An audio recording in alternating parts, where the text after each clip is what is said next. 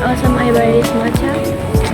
Bro, I found my favorite blind box ever. So I really want to buy this blind box. Like, really so cute. Look at that. Ooh, I really like that. Put it back. Because I want to buy it. It's too expensive.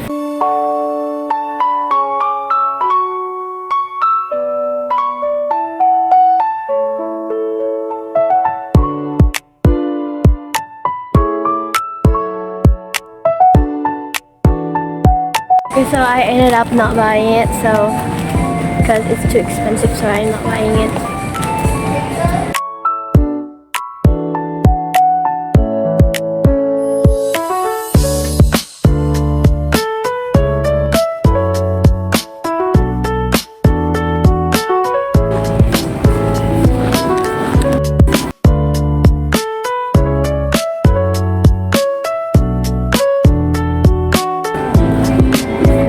Go out.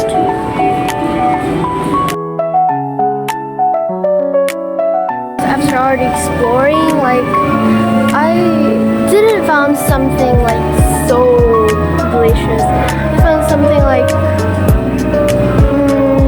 oil, coconut oil, drink, but none of the drinks that I like. I just like one different drink. Yeah, do you? Yes, Google.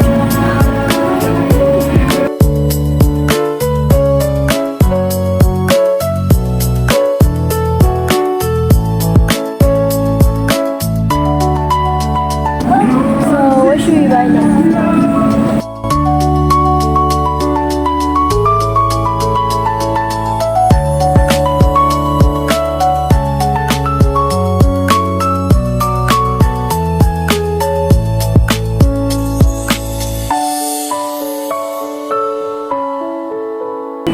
What is this?